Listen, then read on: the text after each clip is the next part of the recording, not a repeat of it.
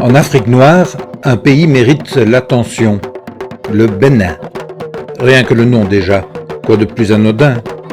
Pourtant, c'est l'ancien Dahomey, la terre d'origine du vaudou, la plus africaine des religions. Pays aussi de la traite des Noirs, un crime contre l'humanité. Et ce Bénin possède nombre de patrimoines inscrits à l'UNESCO.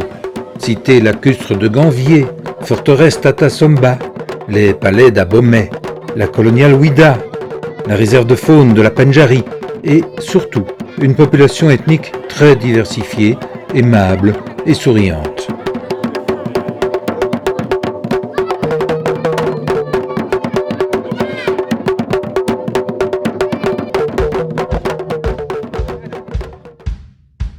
En Afrique de l'Ouest, le Bénin s'appuie au sud sur l'ancien golfe de Guinée, avec des noms qui rappellent les appétits européens, côte du poivre, côte de l'ivoire, côte de l'or, côte des esclaves.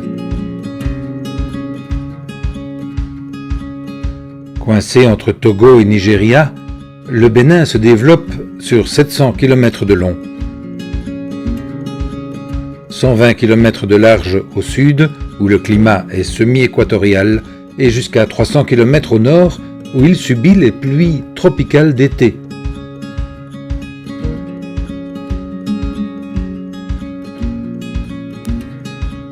Passé la chaîne de la Takora, seul relief montagneux d'importance, le paysage annonce le Sahel du Burkina Faso et du Niger.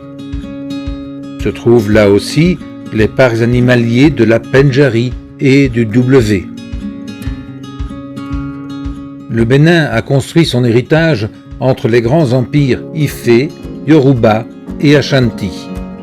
Si plusieurs petits royaumes se feront connaître, le plus célèbre reste le Dahomey, car il participa à la traite négrière et donna du fil à retordre à la colonisation des Français. En 1960, le pays est indépendant et se baptise d'abord Dahomey. 30 ans plus tard, il devient l'actuelle République du Bénin, qui s'honore d'être stable et démocratique.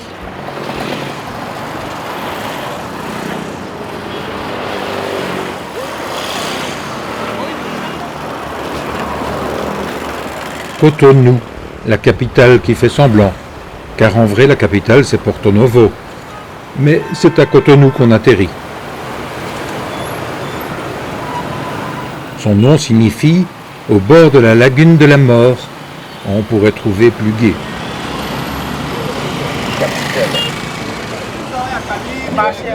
Des milliers de zem se répandent dans un chaos hallucinant.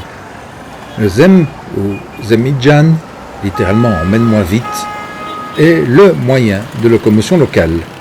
Il se faufile partout, mototaxi, transport scolaire, déménageurs, ambulances, bétaillères. Une mobilité dynamique, mais aussi nuisible. Sans les zem, Cotonou ne vivrait pas. Avec eux, Cotonou s'asphyxie. Il y a un prix de la course pour le béninois et le double pour le yovo, le blanc. Ça reste raisonnable. 1000 francs CFA, 1,50 €. Patron, il faut m'aider un peu. Il faut savoir que le SMIC plafonne à 60 €.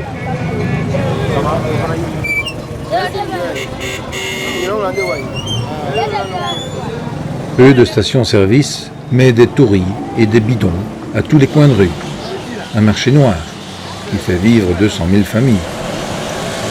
Car pour faire tourner ces mobylettes, le carburant est importé en fraude du Nigeria voisin.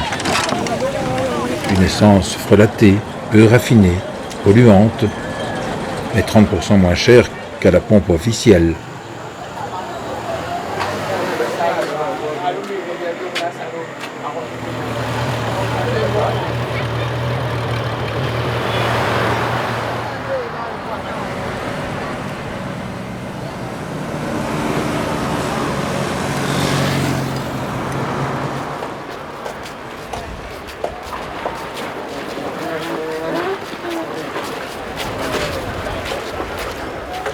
Au terminal du port de pêche, les effluves de poissons frais titillent les narines.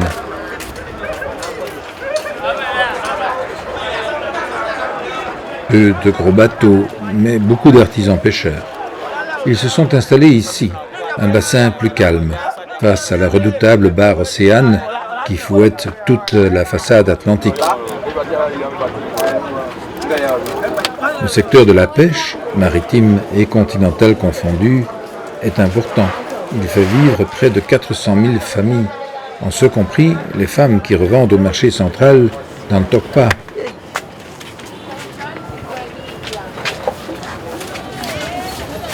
Se balader sur ce marché d'Antokpa, le plus grand de l'Afrique de l'Ouest, est une distraction exotique.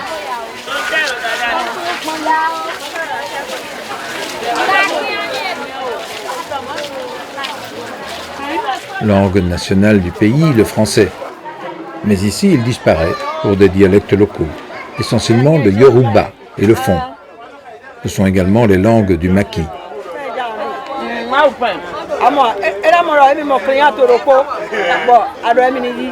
Le Maki, c'est le nom donné à une gargote, le fast-food local où l'on sert des pâtés de manioc ou d'igname pilé, le tout relevé par d'excellentes sauces, souvent pimentées.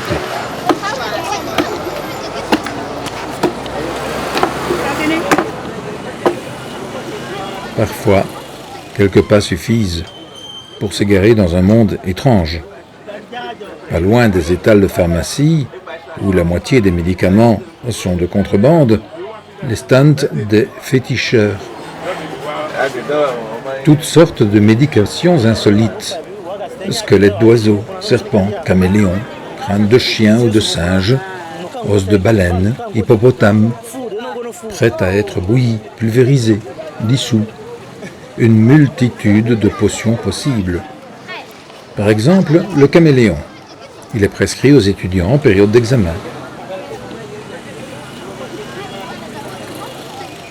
Il n'est pas rare que le guérisseur traditionnel, on dit ici tradi-praticien, soit consulté sur place, une médecine populaire. Le Bénin compte 10 fois plus de tradi-praticiens que de médecins.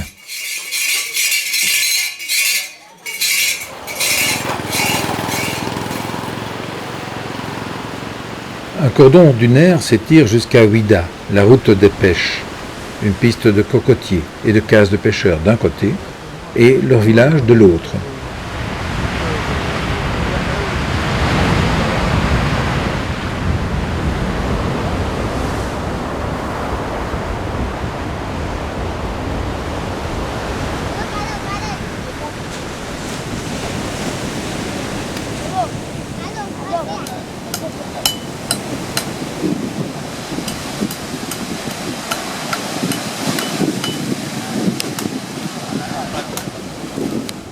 Cela paraît idyllique. Cependant, l'État prévoit d'en faire une zone touristique, des hôtels chics, des villas de luxe. Pas contents, les pêcheurs. Leurs patelins risquent de reculer dans l'arrière-pays, et eux, de se retrouver au chômage technique.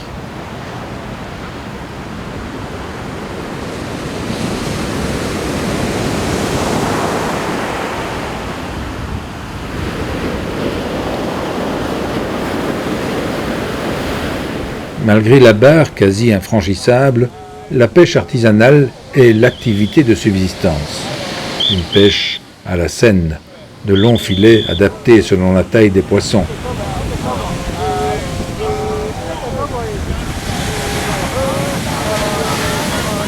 Au retour des pirogues, tout ce que le village compte de bras rejoint la plage, car on se partage en proportion.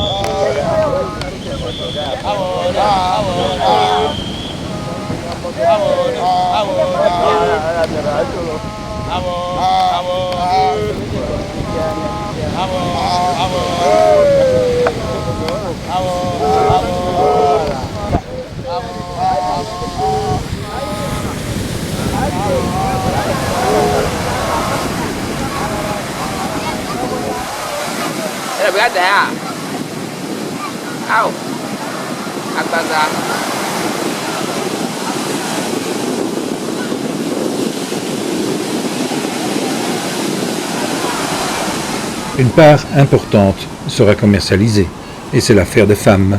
Répartition, conservation et vente, frais ou séchés.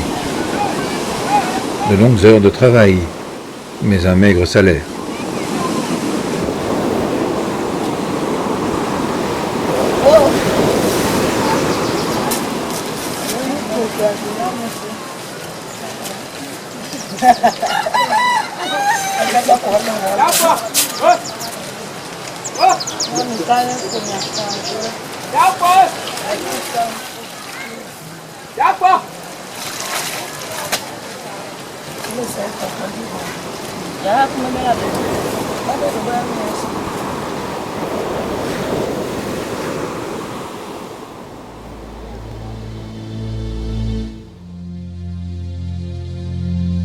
La route des pêches conduit tout droit à la route des esclaves, un devoir de mémoire porté par l'UNESCO.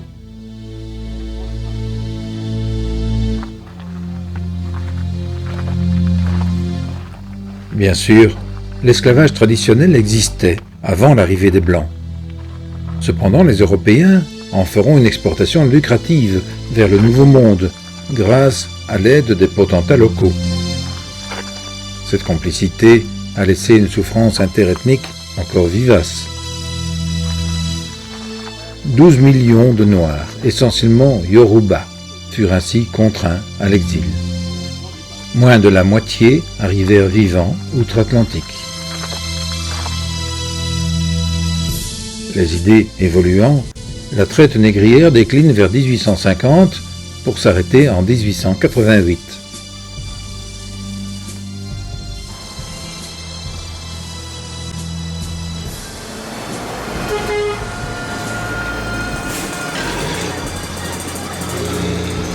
La coloniale Ouida, jadis appelée Juda, le fameux comptoir de Juda, a été 3 siècles durant le point de départ de ce commerce de bois d'ébène des négriers européens.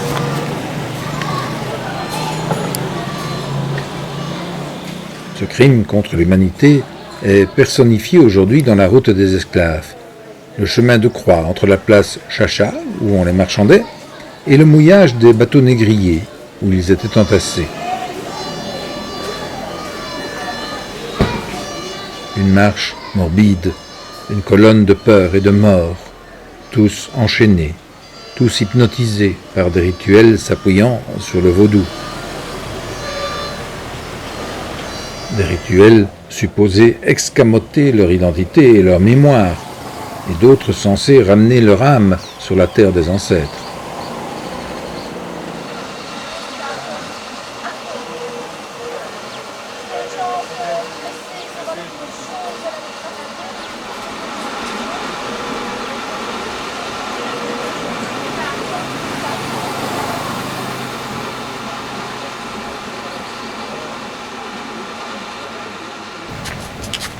Dernière étape sur le sol africain, la plage.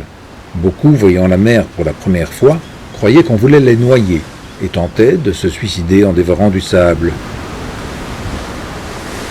La porte du non-retour représente d'un côté les cohortes quittant l'arbre du retour de l'âme et de l'autre les fils embarquant vers un voyage sans espoir.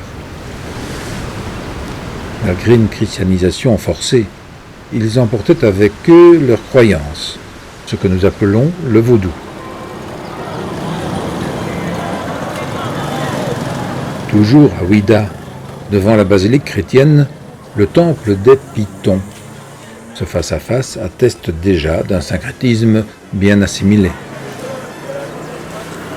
Mais si le livre de l'Apocalypse assimile le serpent au diable, au tentateur, pour le vaudou, le python est vénéré et porteur de sagesse. Donc, alors nous sommes alors au temple des Pythons. Et quand on rentre ici, on sort toujours avec le bonheur, jamais avec le malheur, jamais. Parce que vous êtes venu dans une maison de divinité qu'on appelle Dagbé, le python sacré, le serpent.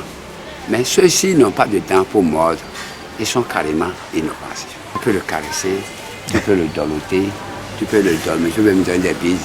Respecté comme l'habitant originel, le python est ici logé, nourri et choyé, symbole de prospérité et de richesse. 50 pythons dans ce temple, un accord avec Dangbé, la divinité mythique de Ouida.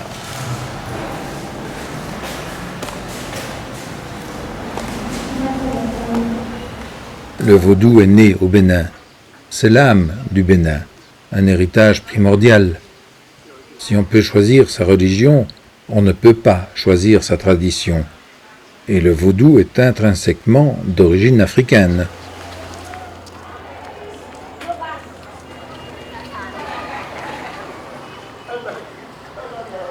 Chez nous, il est perçu comme du folklore, suspecté de magie noire, de sorcellerie. Mais il s'agit bien de croyances et de religion. Il doit être regardé sans mépris ni arrogance, de même qu'on ne se gausse point du prêtre qui dit convertir le vin et le pain en sang et en chair. Étonnant à savoir, le vaudou est monothéiste, un dieu créateur unique mais androgyne, Maou Lissa, père et mère de nombreuses divinités, dont le python d'âne déjà évoqué. Ces divinités ordonnent toutes les facettes de la vie africaine. Dankoli est une divinité mystérieuse, puissante et généreuse. Sous la forme d'une curieuse termitière, ce fétiche d'Ankoli s'asperge d'huile de palme, de miel ou d'alcool, parfois de sang d'animal. On lui confie les souhaits de bonheur et de prospérité, mariage heureux, réussite scolaire, accouchement facile, bonne récolte. Protecteur et messager, l'Egba ressemble souvent à un amas à figure humaine à l'entrée du village ou d'une maison. Mais il peut aussi, vous l'aurez deviné, se présenter de manière plus virile, une divinité liée à la fertilité. Bref, l'Egba, c'est la vigueur et la sécurité du village.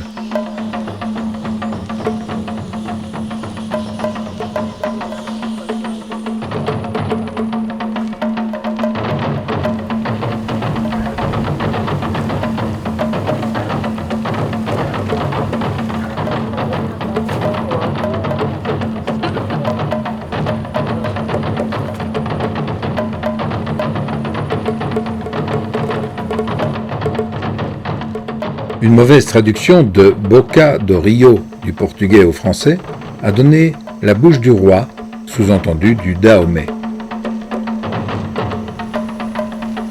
En réalité, un estuaire de mangroves, aujourd'hui en danger de disparition. Du coup, érosion des berges villageoises et perte de biodiversité. Pour éviter cela, Éco-Bénin, une ONG d'écotourisme responsable, replante des palétuviers.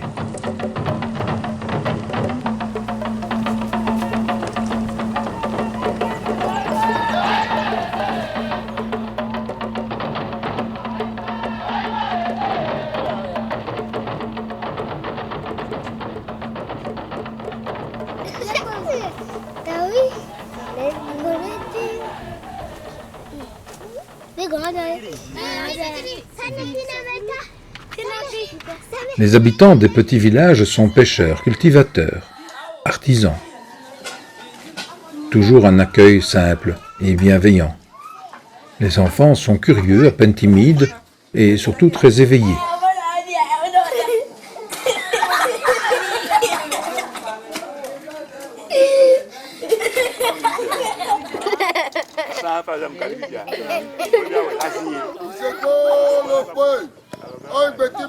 Rencontre du griot du village, le gongonneur ou crieur public.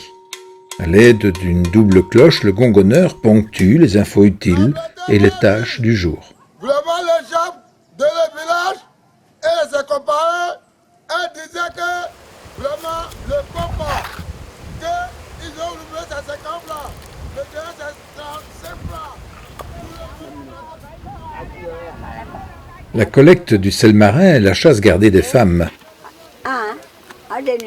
Gratté hors du sable, le sel est filtré par dissolution. Une décoction concentrée ensuite par ébullition prolongée.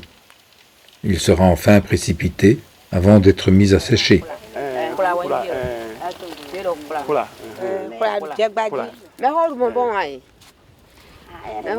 Paul, l'ami béninois qui m'accompagne, m'explique que ce sel a excellente réputation.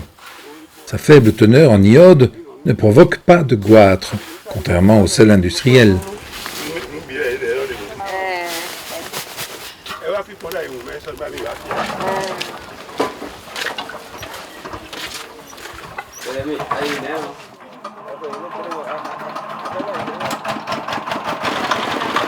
Avec la fin de la traite négrière, le Dahomey doit changer d'exportation.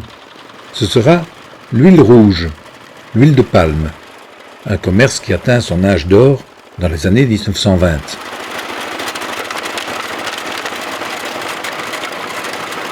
À ne pas confondre l'huile de palme extraite de la pulpe du fruit et l'huile de palmiste extraite des noyaux.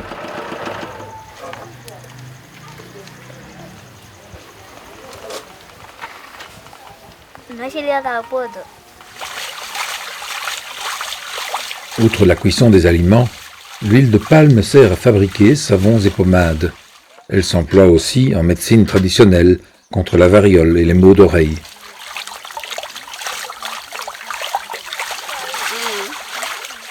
Moins nocive pourtant que le beurre laitier, l'huile de palme est maintenant décriée, d'où l'abandon des exploitations.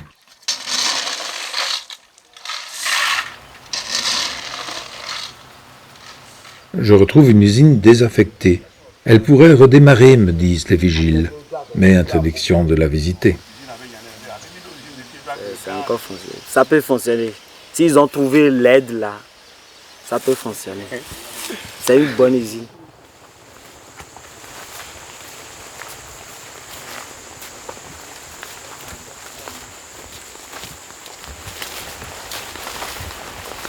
Dans le palmier, des racines aux grappes, tout est utilisé. Le cœur, bien sûr, très comestible, mais également la sève, qu'on laisse fermenter pour en tirer un alcool sec assez costaud, le sodabi. Il n'y a pas de rite vaudou, de réjouissance ou de funérailles sans sodabi. Cette vodka béninoise porte des surnoms curieux. On peut se commander un verre de qui me pousse, de café blanc, ou une rasade d'hélicoptère.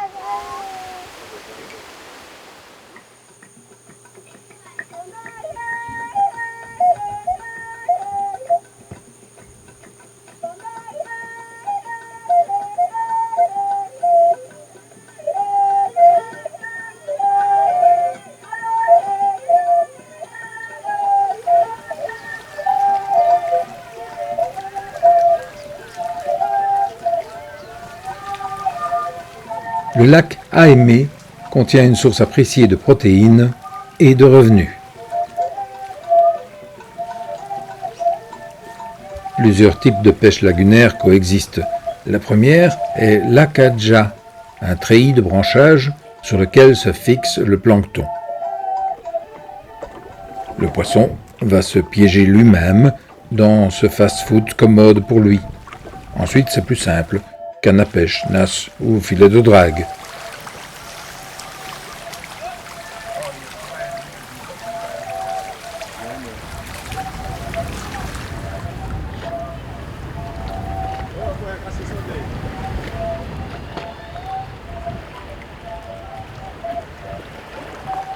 Une autre technique, l'épervier. En fait, un filet lesté lancé en éventail. Bien réussi, c'est une superbe chorégraphie. 1, 2, allez, 3, envoyez. Ça.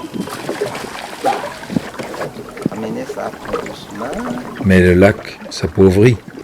L'accroissement démographique apporte pollution et surexploitation des réserves de pêche.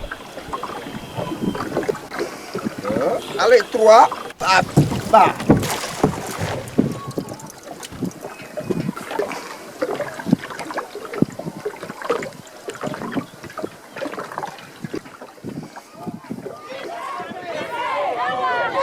Pas loin du lac Aémé, Paul m'invite au culte du Zangbeto, l'esprit vaudou gardien de la nuit. La cérémonie est présidée par son cousin, grand maître vaudou. Pour l'anecdote, un autre cousin de Paul, prêtre catholique, lui, assiste aussi aux offices. Les Angbeto veillent sur le sommeil et la sécurité des villageois.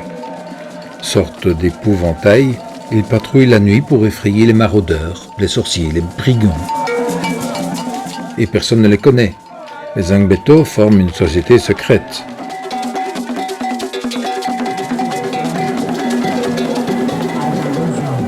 Le vaudou s'exprime dans des liturgies complexes, animistes, chrétiennes, médicinales.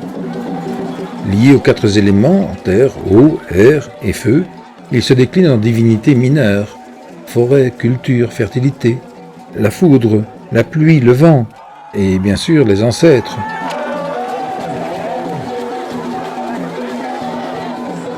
L'Africain croit en ses divinités, comme le prêtre croit en ses saints. Si vous rêvez parfois d'un proche décédé, vous côtoyez l'essence du vaudou.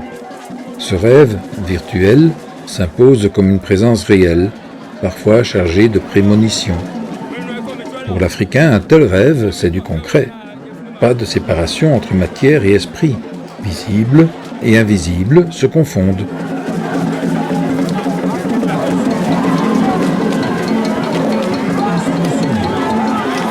Le vaudou est un culte bénéfique, proche du quotidien, dans le vécu des gens. Une religion destinée à sécuriser les aléas de la vie, à s'assurer une existence paisible. Car, grosse nuance avec les religions révélées, le vaudou ne réglemente pas la vie terrestre en promettant une belle vie éternelle. Rien à voir non plus avec la magie noire ou le satanisme, comme le firent croire les missionnaires.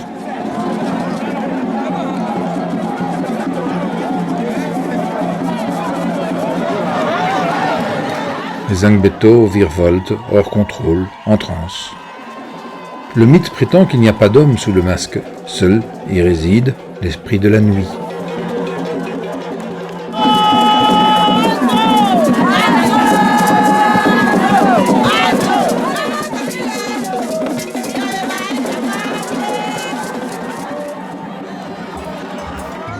L'usage du masque est fondamental, car il permet d'intercéder auprès des esprits, ou pour effrayer, éduquer, dénoncer. Ainsi, les masques Guélédé rendent hommage à la mère primordiale et, plus généralement, au rôle des femmes. Mais ils usent également de satire. Comme l'explique Paul, mieux vaut alors rester anonyme. Vous voyez, bon, il y a des masques qui sont sculptés pour des masques comme masques d'ironie. Donc c'est pourquoi on n'identifie pas celui qui porte le masque.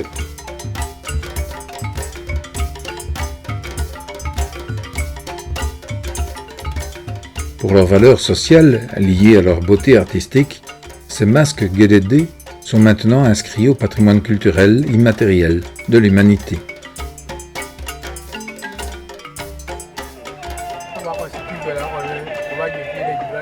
Ancienne colonie française, il existe ici aussi des péages routiers, sauf que beaucoup reste à faire. Le pays a sérieusement besoin d'aide pour son infrastructure. Et puis, nous sommes en Afrique, inutile de vivre la montre au poignet. Je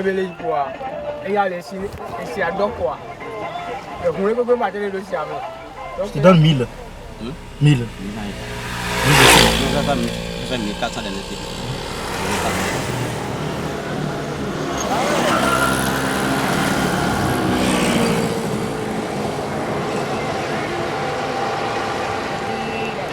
Vous écoutez Radio École APM.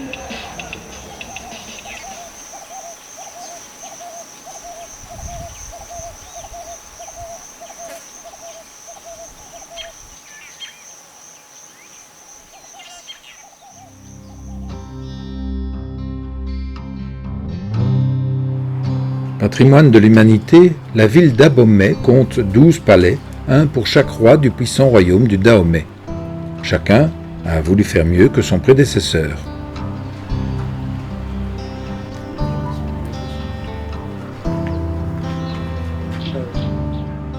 Je m'attarde un instant sur Béhanzin, le dernier des 12. Il s'illustra pour son opposition farouche à la colonisation française. Sous son regard de résistant héros national, je suis invité à une très sympathique partie de pétanque, sport on ne peut plus franco-français.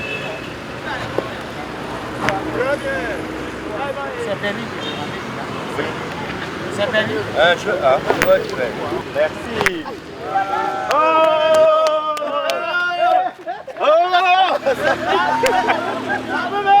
Si je vous dis les Amazones, eh bien, c'était la garde privée de Béhanzin. Une garde féroce, redoutée et jusqu'au boutiste.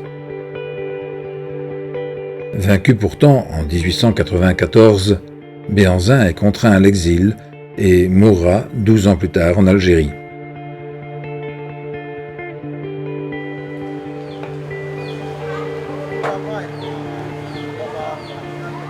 Le Dahomey supplanta les autres royaumes par sa tyrannie et son soutien à l'esclavagisme.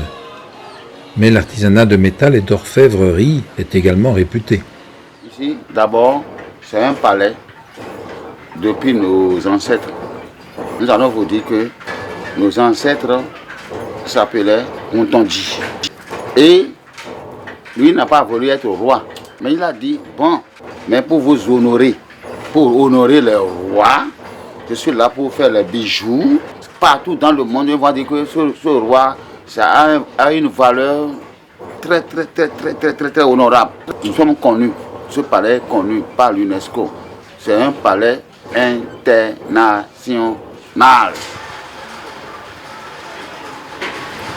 Ah, plus de 300 ans, hein. Les ancêtres ont eu à travailler avec le roi, mais comme il n'y a plus le roi maintenant, nous fabriquons les articles artisanaux et nous les exposons pour les touristes.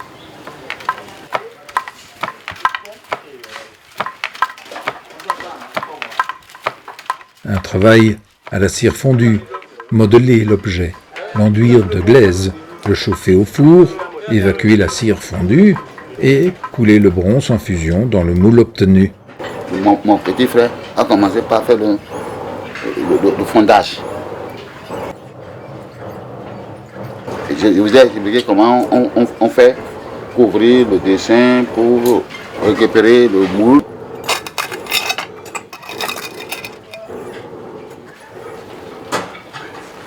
Vous voyez? C'est le soulèvement à mon moment.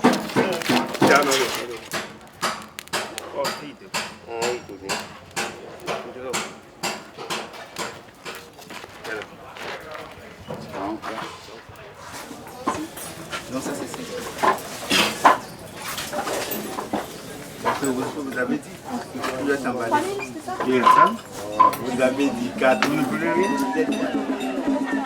En réalité, il y a encore un roi à Abomey, une fonction honorifique, une cour et des cérémoniales. Par exemple, la cérémonie du Gandashi. Une jarre d'eau sacrée sur la tête et une feuille d'arbre sur la langue, symbole de leur mutisme obligé, les princesses défilent en vue des libations aux ancêtres.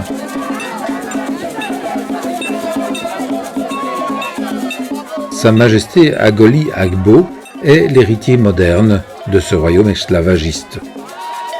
Le roi porte un cache-nez d'argent censé protéger son opulence royale de la poussière.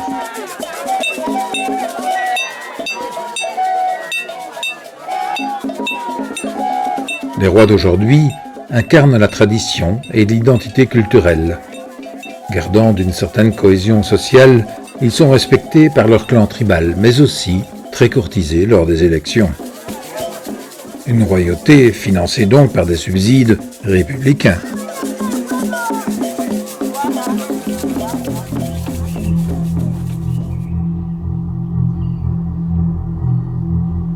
Au cours de son règne, le roi doit accomplir ce rituel, mais avant, il doit obtenir l'autorisation d'Agassou, l'ancêtre léopard gardien de la lignée royale.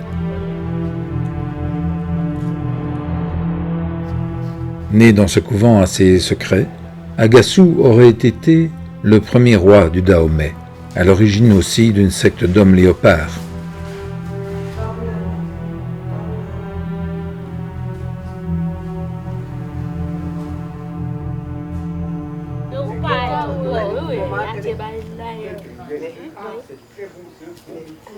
Jadis, pour toute décision d'importance, le roi consultait l'oracle du Fa, la divinité qui déchiffre le futur.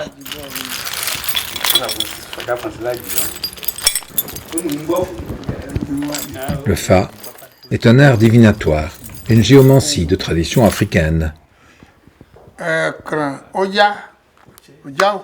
Le prêtre du Fa dispense ses conseils.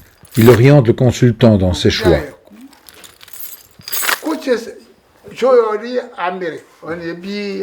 En réalité, le devin doit être surtout un fin psychologue et avoir pas mal d'intuition.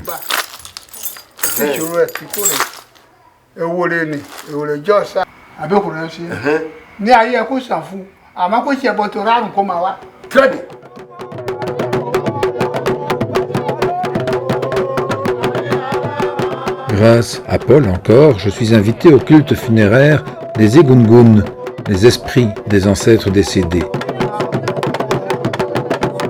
Sociétés secrètes comme les Angbeto ou les Geledé, ils sortent complètement masqués.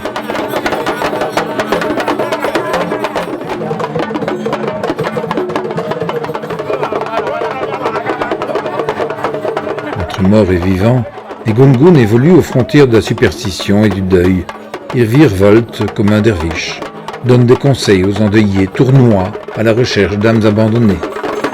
Mais il ne faut pas être touché, c'est mauvais signe.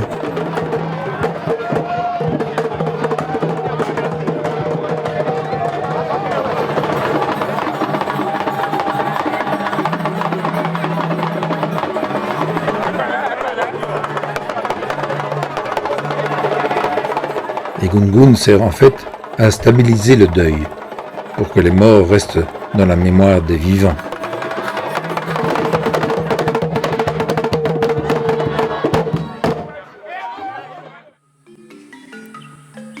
Ce matin, un petit éléphanto est né dans le parc de la Pendjari, un événement rare.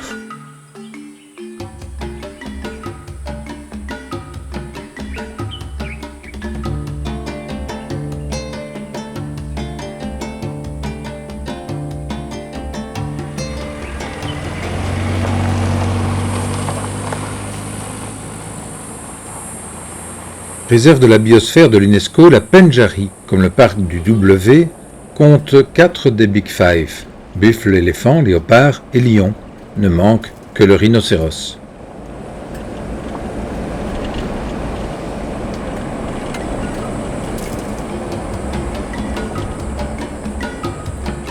On y rencontre aussi des phacochères, crocos, babouins, hippopotames et des antilopes en surnombre. Et avec un peu de chance, quelques félins, le caracal en danger d'extinction, et le guépard, emblème du parc.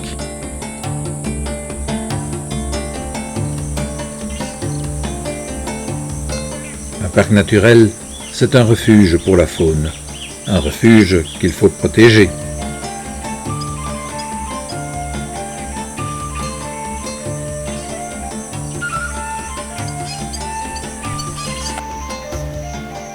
Mie et Yann, coopérants belges, travaillent à la gestion synégétique de la Pendjari, une gestion de la chasse qui tient compte des activités riveraines d'agriculture et d'élevage. Tout ce qui est blanc ici et ici au nord, ça c'est zone synégétique, zone de chasse. On traverse des zones tampons pour aller dans la zone de visite touristique. Si on tue une femelle, on paye une amende qui est 100% du prix. Tout le traitement, la taxidermie est fait ici sur place. C'est pour la gestion du parc. La population tire avantage de cette gestion. Chauffeurs et guides pour le tourisme, éco-gardes et gardes forestiers, souvent d'anciens braconniers qui connaissent bien le parc. De plus, lors de safaris de chasse, les villageois perçoivent un tiers des recettes sur les trophées et une part du gibier abattu. Animal amphibie et ombrageux, l'hippopotame est carrossé comme un char de combat.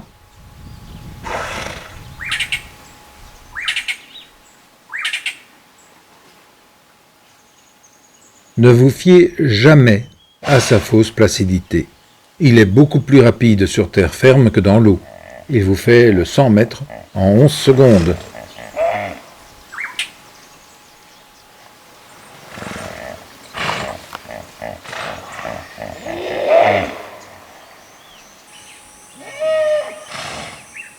L'éléphant possède la sagesse de celui qui sait qui il est et où il va. Mais inexorablement, l'homme empiète sur son territoire.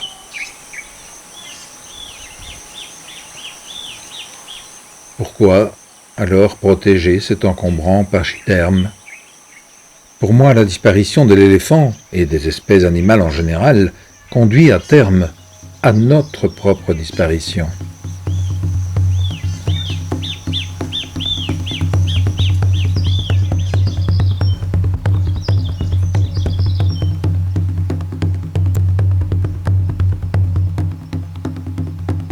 La survie de l'homme sur Terre implique obligatoirement la protection des espèces menacées. Si la nature sait se passer de l'homme, l'inverse n'est pas vrai. Le péché originel de la Bible n'a-t-il pas été de se croire le maître de la création? Si la nature sous toutes ses formes, forêts, savanes, réserves de faune, est devenue un luxe, elle n'est pas une ressource inépuisable. La biodiversité est essentielle, elle est le moteur de l'évolution.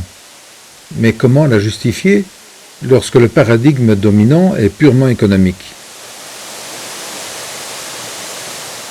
Ne faudrait-il pas inscrire la biodiversité comme patrimoine naturel inaliénable?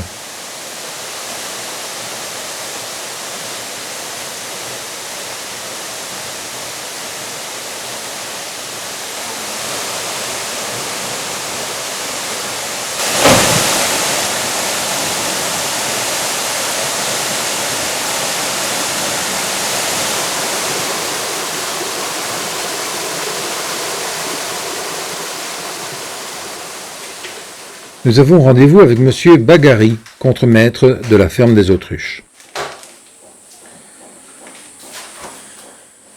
Dans cette ferme, on fait l'élevage des autruches prioritairement, et puis celui des animaux tels que les chevaux.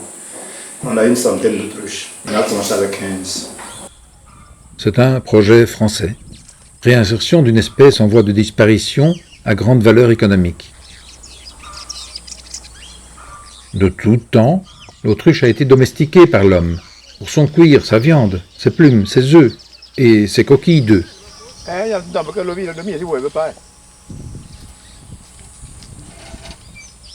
L'autruche, qui ne sait pas voler, nécessite beaucoup d'espace. Ça reste quand même un grand poulailler de plein air.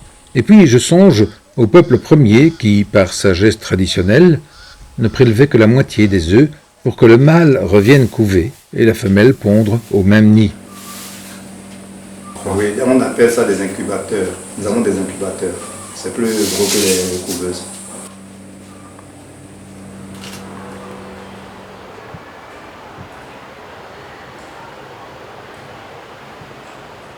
Les cultivateurs représentent la moitié de la population active.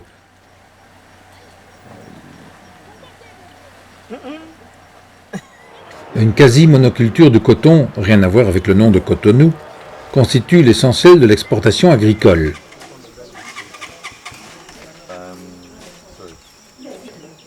Pour le reste, surtout des cultures vivrières, manioc, maïs, igname, patates douces, mil et sorgho. Et des fruits bien sûr, noix de coco, mangue, ananas, bananes plantain. Dans le sud, huile de palme, café et cacao. Et au nord, après le coton, l'arachide.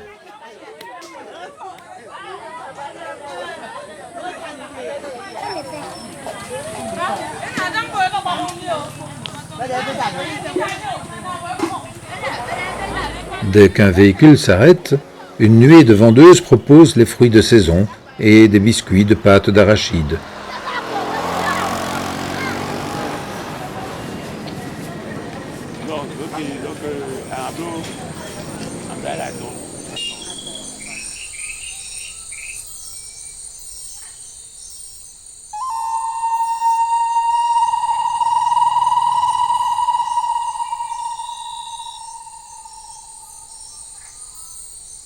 Porté par les traditions vaudoues, il y a ici une volonté de défense de l'environnement. Ainsi, des forêts majestueuses et protégées, parfois sacrées. Des arbres vénérables et souvent vénérés. L'iroko, le roi des arbres. Le capoquier, appelé fromager en Guyane française. Le kigelia, ou arbre à saucisse. L'arbre le plus bénéfique de la savane est sans conteste le baobab, l'arbre du pharmacien, très utile en médecine traditionnelle. De son fruit, appelé le pain du singe, on tire un jus délicieux et une sauce alimentaire. D'autres espèces avantageuses, le cacaotier, dont les cabosses renferment notre futur chocolat. Le muscadier, la noix séchée agrémente nos béchamels et nos gratins. L'anacardier, qui offre une noix parfaite pour les apéritifs, le cajou. Ce qui ne pousse pas sur les arbres, c'est l'aide au développement. Des mots à décortiquer. Aide au développement. Aider, c'est épauler, pas à louer. Si l'aide apporte du riz, le paysan cesse de cultiver l'igname et le manioc. Un peuple qui consomme ce qu'il ne produit pas, mais qui produit ce qu'il ne peut consommer, se condamne à la pauvreté et à la soumission.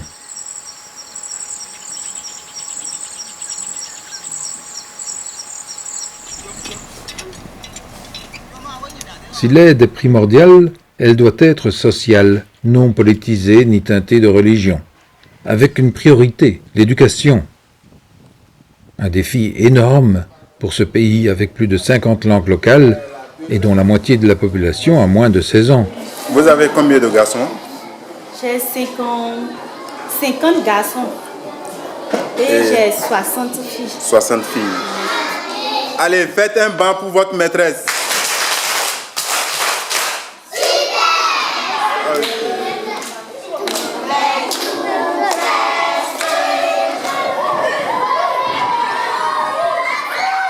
Problématique supplémentaire, les enfants sont mis tôt au travail. Sans cela, la famille meurt.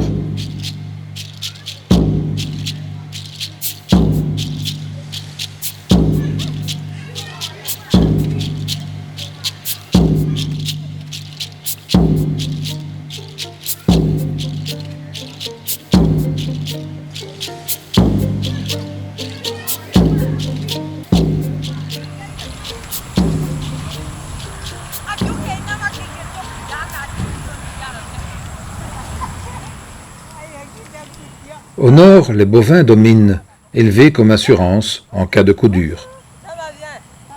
Et une ethnie particulière s'en occupe, les Peuls, des bergers par tradition.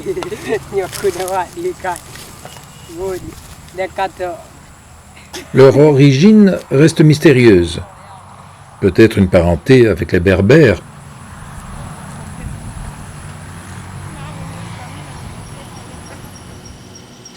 Ethnie discrète à la silhouette fragile, c'est un peuple sans frontières ni terre promise. Ils suivent le bétail qui lui-même suit les saisons. Des transhumances guère appréciées des fermiers, les Peuls sont accusés de détruire les plantations. Opposition classique entre nomades et sédentaires, entre pasteurs et cultivateurs, entre Abel et Caïn.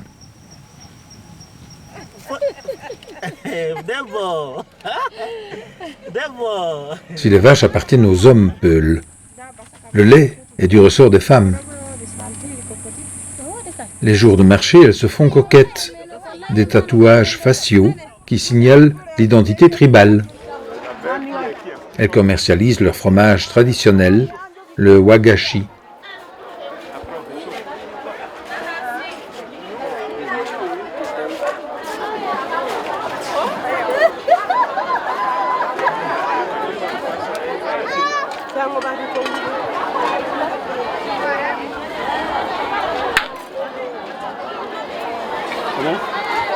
Et ton femme là?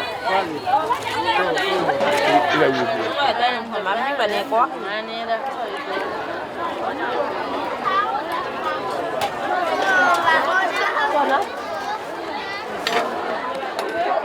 Le Bénin devrait s'inquiéter davantage pour les Peuls, la seule fierté nomade qu'il lui reste.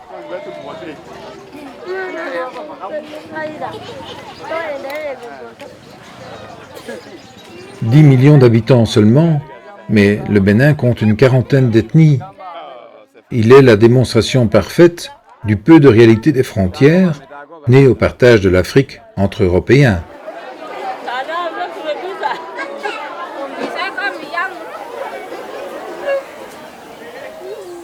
Les villages Taneka se cachent à flanc de rocaille dans une région accidentée. Taneka veut dire homme fier, et aussi peuple de la pierre. Ils se sont réfugiés ici, jadis, pour échapper aux invasions Ashanti en recherche d'esclaves. Le village paraît vide, déserté. N'y résident que les femmes, les enfants et quelques dignitaires, rois et guérisseurs traditionnels.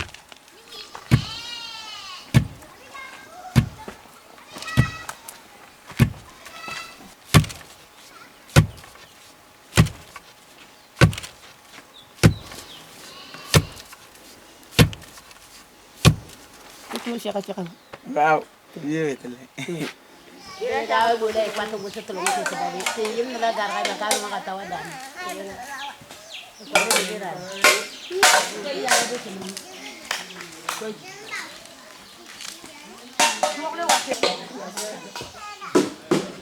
Bien que nous y soyons déjà, le roi Tinigasawa nous donne la permission de visiter son village.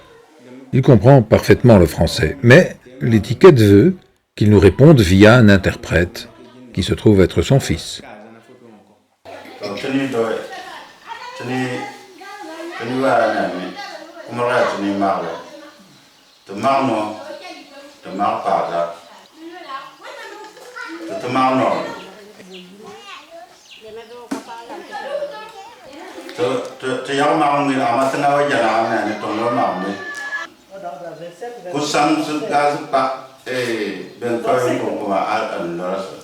Et s'il n'y a pas les moyens de déplacement... Pourquoi des roitelets de village? En fait, ils symbolisent la vitalité de la tribu, son équilibre, sa pérennité. Garant de la tradition, ces rois arbitrent les conflits internes. Ils personnifient le village.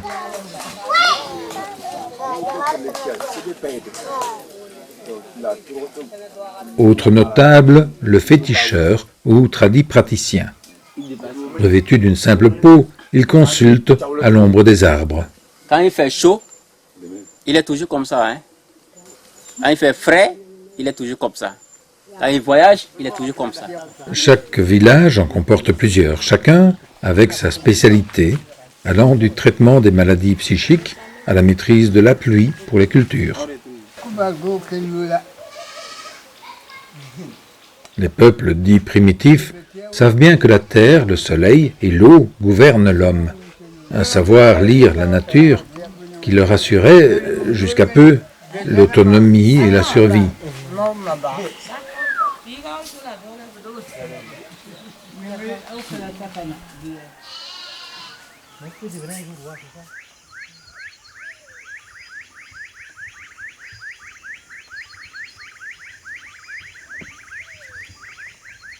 Face aux rafles esclavagistes, les Taneka se réfugièrent donc dans la rocaille, les Tofinu, nous le verrons, sur le lac Nokwe, et les Idachas se cachèrent ici, au sommet des collines.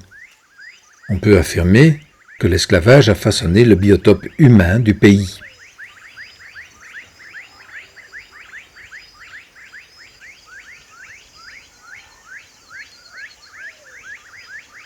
Un large panorama se déploie du haut de la colline. Une tour de contrôle sur la plaine. Mais d'étranges cavités s'alignent au sommet, des trous servant à piler jadis l'igname, tout en surveillant l'horizon.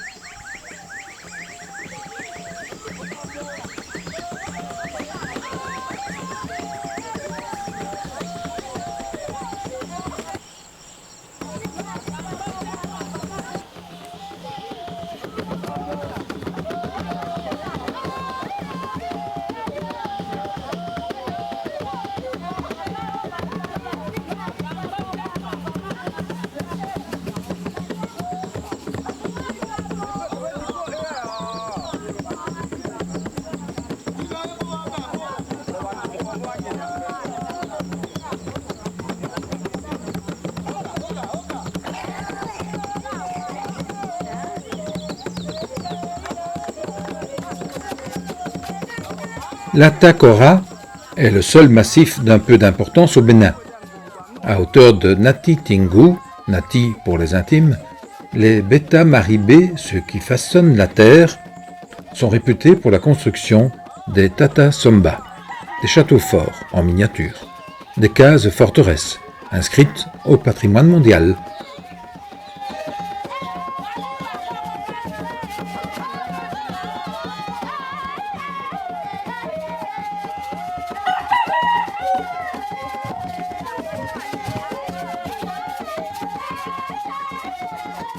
Les Beta Maribé sont agriculteurs, éleveurs, chasseurs de petits gibiers.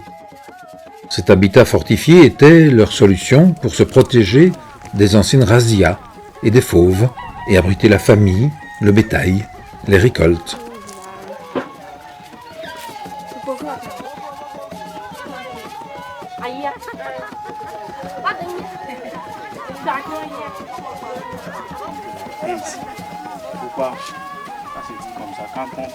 Les bornes de terre devant la porte sont des fétiches. Leur nombre témoigne de l'ancienneté de la maison. Il s'y pratique encore des sacrifices destinés aux ancêtres protecteurs. Pour les âmes sensibles, c'est le moment de fermer les yeux un instant.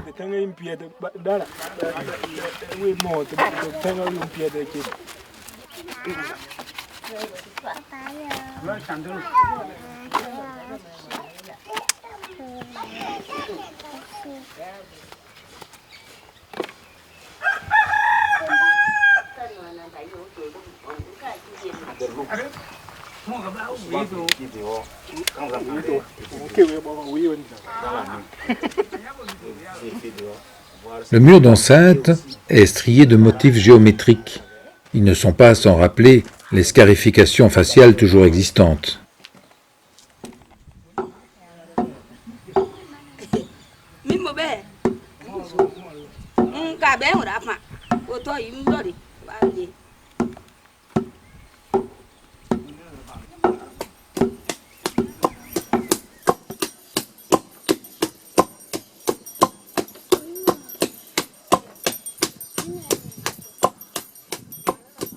Les fruits de karité, l'arbre sacré des Beta Maribé, servent à la confection d'un beurre très apprécié.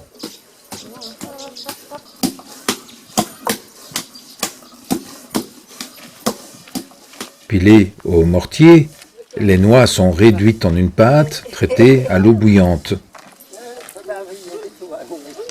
Utile en cuisine, le beurre de karité sert également lors de rituels sacrés ainsi qu'à imperméabiliser les murs de pisé des Tata Somba.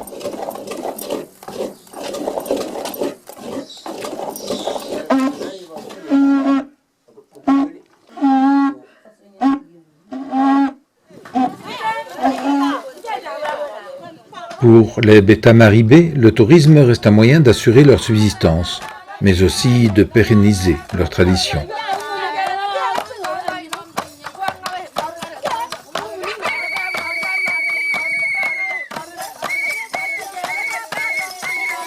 Il faut espérer que le visiteur choisira de favoriser ces projets ethniques intégrés. Le choix conscient d'un tourisme responsable.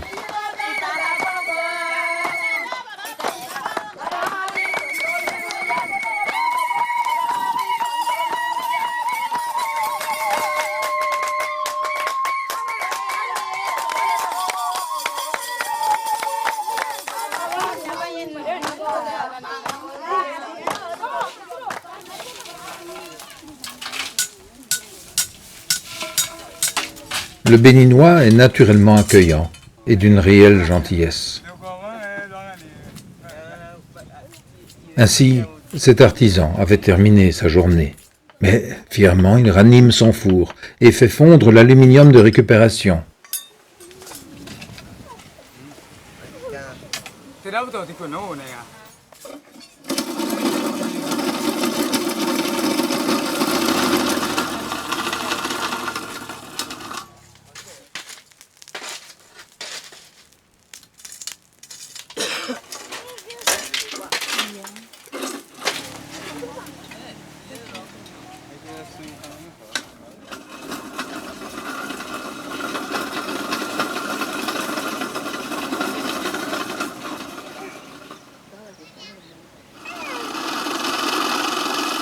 Cette rencontre simple, cette connivence d'une sincérité bienveillante, restera un souvenir fort, un échange naturel, sans malice.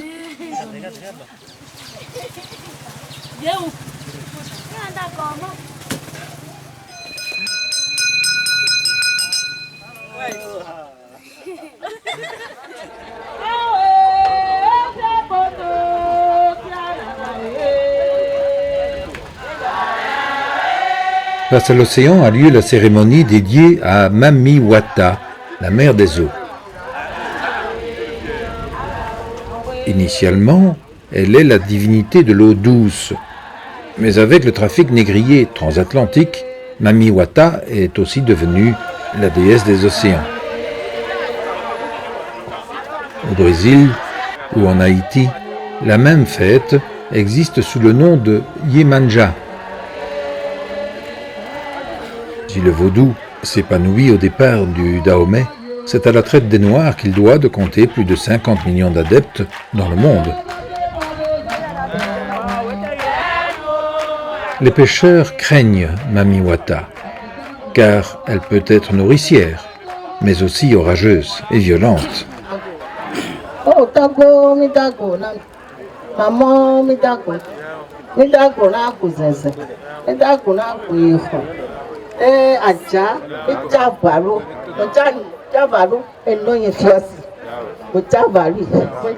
Prêtres et adeptes sont surtout des femmes, habillées de blanc, parfumées, parées de colliers et d'amulettes. Le blanc, le symbole vaudou de la propreté, de la pureté.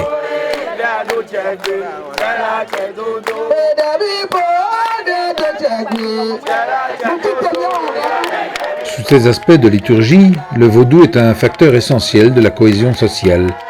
Il vise en fait à se conformer aux obligations du droit coutumier. Un mélange d'herbes, de parfums et d'alcool, le sodabi, est brassé. Des offrandes à la mère des eaux.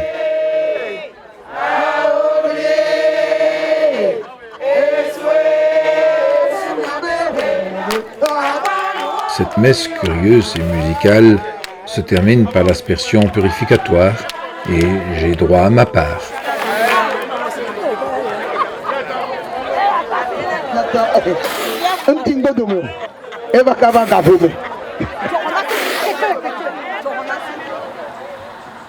Peut-être ai-je laissé croire que le vaudou domine partout.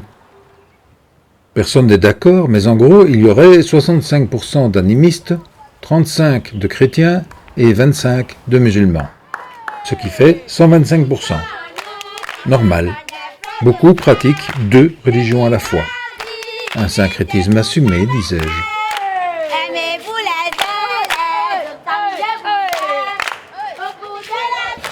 Moi, je suis le père Christian Dosso, curé douanier d'Adjara. Les problèmes ne manquent pas. L'église est toujours la même. Et là où il y a toujours les hommes, il y a toujours de petits problèmes, des difficultés. Des difficultés vis-à-vis de la foi aussi. Même dans ma famille aussi, il y a des protestants, il y a qu'on appelle des féticheurs, il y a tout. Mais pourtant, on vit. Nous vivons ensemble.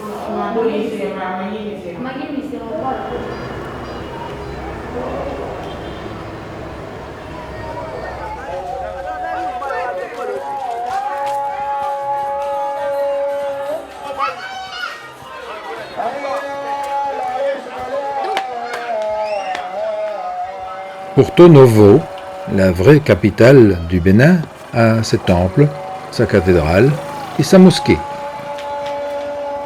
Anciennement sous influence portugaise, le style afro-brésilien domine. Ainsi, la vieille mosquée s'inspire de la basilique de Salvador de Bahia. Au Bénin, les religions se réinventent selon les besoins. Une effervescence de divinités multiples, une complexité magnifique, mais un seul but, s'assurer l'existence la plus paisible.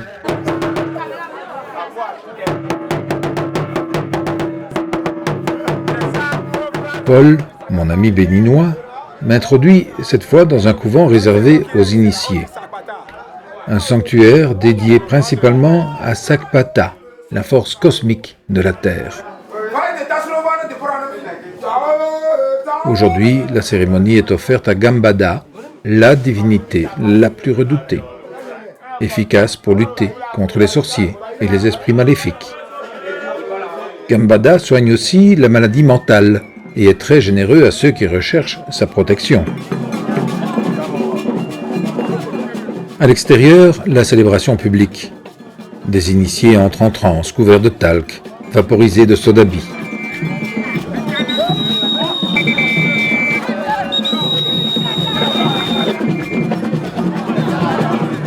Le possédé cesse d'être réaliste. Il se permet des paroles et des actes qu'il n'aurait jamais osé hors de la transe. Pour moi, cette possession survient un peu trop facilement, dans un rituel qui l'exige, même si le possédé joue son rôle de bonne foi.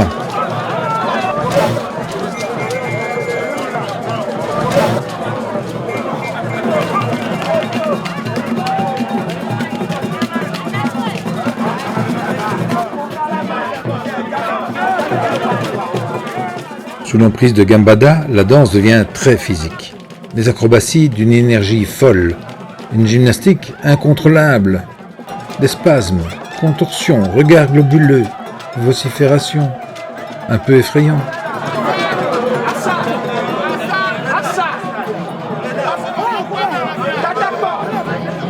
Enfin, tout se calme, avec la danse plus chaloupée du grand prêtre, ses épouses et les notables du couvent.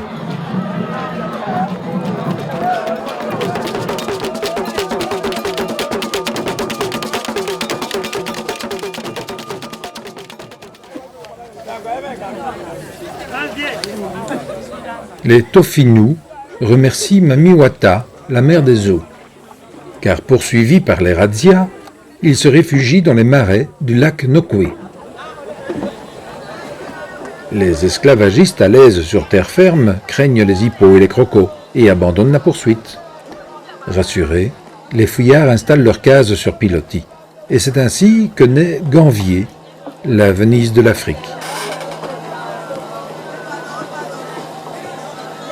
La pêche est le principal revenu des Tofinu, ces hommes de l'eau. Les poissons, silures, tilapia, carpes, mulets, sont piégés dans les filets et les branchages, les akajas.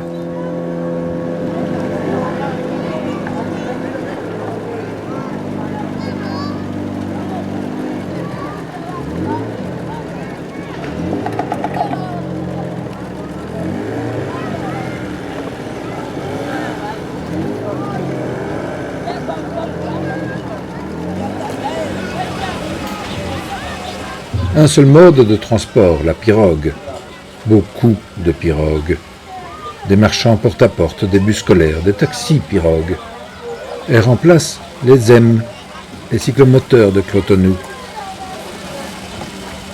Pas de réel code de navigation, mais un trafic fluide, calme, feutré, cadencé par les va-et-vient de la godille.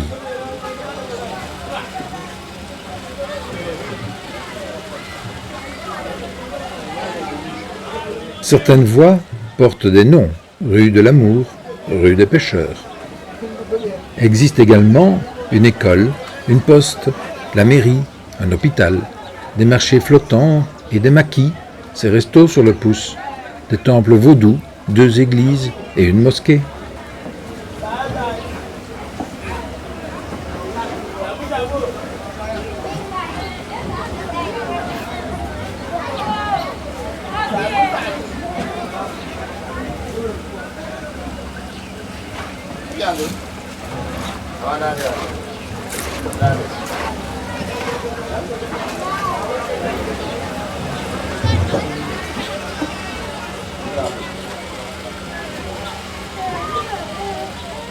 L'eau potable est rare.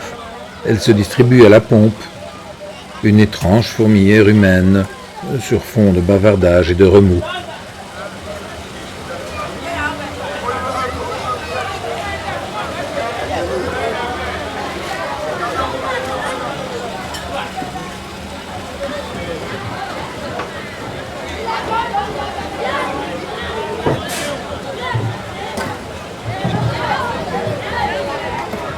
Cet écosystème lagunaire du Bénin reste ignoré du grand public. Il est cependant inscrit au patrimoine mondial.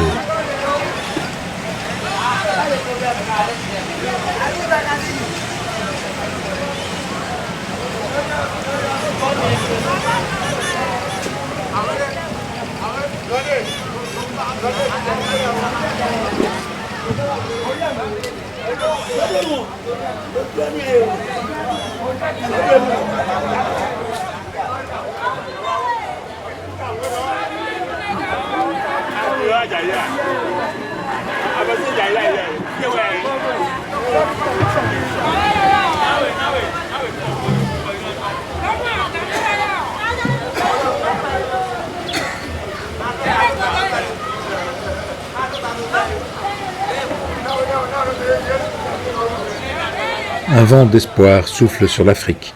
Et même dans l'ombre de son riche mais problématique voisin, le Nigeria, le Bénin y prend part. Cependant, pas ici d'affrontements religieux ni ethniques. Bien sûr, il y existe quelques défauts très africains, matabiche, contrebande, dépendance à l'aide extérieure. Mais existe aussi la stabilité, la paix sociale, la volonté, le savoir-faire de ce peuple fier. J'ai éprouvé un immense coup de cœur à voyager au Bénin. Il se visite la montre au fond du sac. L'usage du temps, comme du sens religieux ou la couleur de peau, rend les hommes différents, certes, mais jamais inférieurs aux supérieurs. Ici, le temps est à prendre pour réfléchir sur l'expérience de la journée, pour l'approfondir. Pour moi, ce pays incarne parfaitement la superbe diversité naturelle et culturelle de notre planète, à mes yeux son unique et vraie richesse.